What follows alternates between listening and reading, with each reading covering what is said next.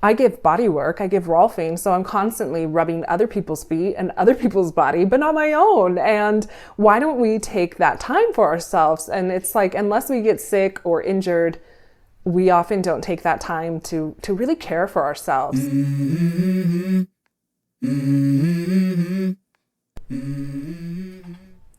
Satnam, namaste. Welcome back to another podcast, the Coming Home with Christa podcast, where we are going to discuss different ways to come home to yourself again and again with many different topics. And this is a place where you are invited to join me on my journey and me on yours.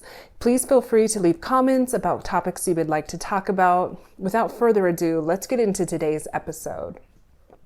I thought today it would be nice to talk about why it is that we do not slow down until something interferes. And it kind of goes in with the last episode, but a little bit different. I'm going to give an example. This year where I live, normally in this part of Mexico, there's rainy season and dry season. And when it's dry season, it is dry, it is not going to rain. But for some reason this year, there has been rain and clouds during the dry season, which honestly, I love it. I'm really welcoming it. In fact, it just got done raining right now, and there's a little bit of thunder here and there still going on. And one evening I was covering a yoga class. It was pouring down rain. Thank goodness someone gave me a ride home. And as I got home, there was no electricity and it was very dark. And so I lit some candles and made myself some tea and decided to just slow down. I mean, I honestly had no other choice. There's no Wi-Fi, no lights. You can't open your refrigerator. Whatever you have out, is what you're going to be eating. So I lit some candles and I read by candlelight. I journaled by candlelight. I wasn't distracted by Netflix. I wasn't distracted by social media. There was just time for myself. And before I knew it, I was starting to get sleepy. And so I ended up going to bed a little bit early. I slept amazing because I had time just to, wind down naturally. It was dark. There's not much to do. After I journaled and read, I found myself getting sleepy and some tea and decided to go to bed.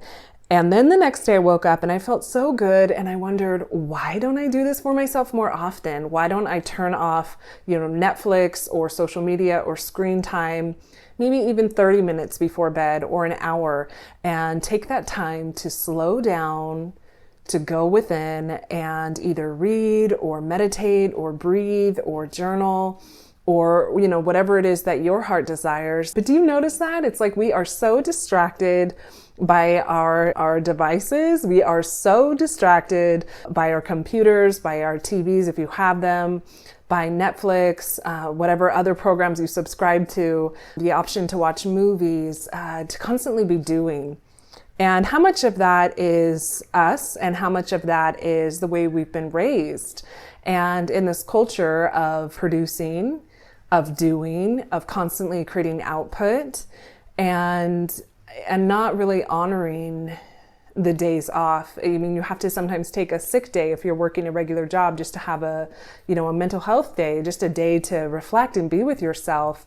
And oftentimes people feel guilty if they're not doing things. And I think we need to, learn, me, myself included, to do and to be a balance of both. And when I was married, I was very much, even though I was cooking and doing feminine things, my actions were almost very masculine and externally out there. In a way I was just constantly producing, showing up every week to create new content, creating, doing more, which it is feminine, but it's also masculine, but it was a little bit more in my masculine in terms of my schedule, my showing up. And I didn't really take time to relax. I would even if I wanted to watch a movie, I would think, well, do you want to watch one or create one? And so then I would get into the creating mode of then creating, which is great, but I do think there's a balance. And it wasn't until after he passed that I took that time to slow down and really really ask myself, what do I want to do? And I stopped producing content, and I just allowed myself to, first of all, grieve and to feel what I was feeling, but also just to get into my divine feminine energy. And I started dancing, and I started spending more time with friends and family. Before, if you talk to me, I was almost like looking down, like, yeah, but I got to go back to doing what I was doing. And I wasn't that present because I constantly wanted to be doing. And I do think that there's definitely a balance of slowing down and being in our masculine in terms of getting shit done, but also in our feminine in terms of receiving, in terms of feeling, in terms of just being. When's the last time you just went out to nature or to the beach or a place nearby, even for just a couple nights, without an agenda, just to have fun? We don't make time for fun. And even last night is a good example. As I say these episodes, they're just as much of a reminder for myself as they are for everyone else. And so I was going and I was giving and I was doing and I was running here and I was running there, and I just stopped and decided that I need to just be inside, maybe watch a happy movie or do something for myself and just kind of have some snacks. I got some hummus and berries and just some foods that I was craving, and just allowed myself time to slow down, watch a little something that made me happy. And then I took time to journal, and I was feeling a little sad, and I realized it was just, I kind of missed myself. I kind of missed being in my space, in my home. I had been, spending the night a little here and there, and visited my parents. And anyways, I needed some time to be with me, and just asking, what is it that you're feeling? And it's okay. And just holding space for yourself. How often do we not do that? And I find a good example is, for instance, if I get a cold, if I get something, I feel something coming on, or I can feel it coming on, all of a sudden I'm using my neti pot. All of a sudden I'm steaming. All of a sudden I'm making these wild herbal teas and healing soups, and doing foot soaks, and maybe a yin yoga class instead of an active workout. And I think and then when I do that, I realize how much I need that foot soak. And the last time I put all these herbs in the foot soak, and even red onions and garlic and ginger and all kinds of wild things to heal the body and the immune system. And then afterwards, I massaged them with oil. I give body work, I give rolfing, so I'm constantly rubbing other people's feet and other people's body, but not my own. And why don't we take that time for ourselves? And it's like, unless we get sick or injured, we often don't take that time to really care for ourselves.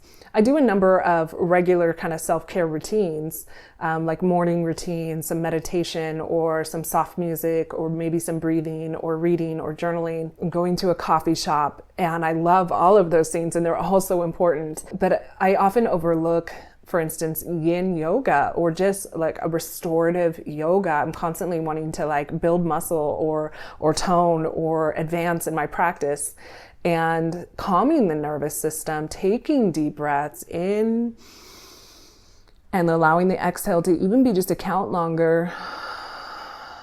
Instantly, it calms the nervous system. And in this society of going and doing and producing and showing up, which is beautiful in and of itself, there's also the beauty in slowing down and taking that time to really be with yourself. I'll be honest, I haven't been doing my neti pot. And in a while, I was really doing the neti pot and cleansing and doing those things on the daily, or at least weekly. And sometimes it takes getting a sinus infection to do it. Or I teach these things or I show my clients different things they can do. And then when I tell them, I'm like, right, I should do that. Wait, how's my posture? How am I sitting? Am I just like over here? Or am I sitting up? And am I showing up in the way that I want? So I think it's interesting how our bodies can kind of whisper at us, or our intuition, and sometimes later it has to get a higher volume for us to really slow down and listen and take action. I love sometimes going to the mountains to teach yoga, and at the place I do it at, there's no power, there's no electric, And there's only one building that has it, so you can charge your phone and have like a little Wi-Fi if you want it. But the rest of the property has no electric. It has just cabins, a fireplace, candlelight, and I can't tell you how much I love it. I absolutely love just being in the dark with your candles, reading a book, journaling by candlelight. It feels so reminiscent of times past. I'm sure if you believe in reincarnation in other lives, I'm sure that we used to do that. I'm sure we used to sit by candle and like write a letter to someone or journal or read if we're lucky enough to have books and sit by the fireplace and maybe have a cat on your lap or a dog nearby and just go to bed early because it's dark and now you've done those things and you're kind of sleepy and waking up with the rhythm of nature. We have many of us in these modern times, which there's many modern things that I absolutely adore and love. Right now I'm using electricity and I'm very happy about it. And I'm connecting with you over the internet and I'm very happy about it. But we've also lost touch with just the natural ebbs and flows of nature and our nature and what our bodies crave and need. And so I just wanted to bring it up to see where you're at. What are you thinking? Are you constantly going? Does it take sometimes something in life to happen, like getting a cold or the electric going out, for you to stop and disconnect? Or do you already do those practices? And if you do, either way, write it down in the comments or let me know. If you are doing those practices, what are some that you do that work for you, and share it so that we can learn and grow together. I just wanted to bring this up today to see if we are being proactive in our self-care, proactive in listening to our bodies, proactive in calming our nervous systems, or are we being reactive? Are we being triggered and waiting until we get sick before we take the time to do some deep breathing and to slow down and to fuel our body with all these herbs and nutrition? Another example of being in the mountains is there is this temple, and it is like literally a pyramid, and it's a meditation and yoga place. And I often, when I go there, I'll offer the meditation and the yoga twice a day. And when I do it, I remember, oh, right, I really like to meditate. It's very good for me. Oh, right, deep breathing is really good for us as beings. Right, a morning yoga practice really sets the tone for the day, and then having a nutritious breakfast, a walk in nature. I realize that not all of us can do these things, but when I come back home, I often get busy in my mornings. I do some morning practices, but I don't always have a consistent meditation practice. And when I went to India, we would meditate for an hour in the morning, an hour in the evening, plus yoga. I mean, that's maybe a little bit much for the average person, but even just a little morning meditation or a little morning, evening meditation. Recently, I've started doing my mala beads and my mantras again, and that's been really wonderful. But just taking time to be with ourselves, to feel, to take some time to be in nature. Maybe it's even just playing with your plants at home, getting some new plants, putting some flowers in your home, whatever you can do to just bring in a little bit of Pachamama into your life, a little bit of conscious breathing into your life. If you're a very busy person and this is just like far out there and you have no time for that, it can be as simple as turning your phone on airplane mode at night. That's something I've done for a long time. It could be as simple as, putting one quiet song on before you go to bed to let yourself know that it's time to calm down. Or I really liked Joe Dispenza's evening meditation and morning meditation, and I used to listen to those on the reg. And these are all reminders for me too, like, right, oh, that was a good practice, or Louise Hay, or whoever you like. So if you're in full health and you're feeling great, it is also a reminder that it's okay to slow down. It is okay to take time to cry, to feel, to rage, to do whatever you need to do, to take some deep breaths. And I highly recommend some kind of self-care practices. And they don't have to be so extravagant. I have a big list of things that I love to do, and based on my mood, I will pick and choose which ones work best for me. But this is a reminder to myself, a reminder to you as well. In what ways can you slow down? In what ways can you listen to your inner voice? And sometimes it's going to a restaurant and getting a piece of cake. Maybe you want to have a glass of wine. Maybe you want to stop and make a nice meal for yourself. Doing these things can look any way you want. They don't have to be a yin yoga class. They could be, for you, maybe it is a high intense workout and that is your form of love. Oftentimes that is for me. That also helps a lot. So I just wanted to come on today to talk about the importance of listening to your intuition, listening to your body before it screams at you or asks in a much louder way or more dramatic way for you to care for yourself. So thank you so much for spending time with me. I love you. Thank you for being here. Namaste. And until next time, I will see you then. Let me know in the comments below how you plan on taking care of yourself or how you already do. I recently added some new supplements. I'm recently upgrading little things in my life, and every little thing that we do adds up and just makes us, shine brighter and show up in a better way. So thank you for being here. Thank you for your presence in the world. If you're watching this on Spotify, please follow. If you're on YouTube, please subscribe, comment, and I will see you next time. Until then, namaste. Mm-hmm. Mm-hmm.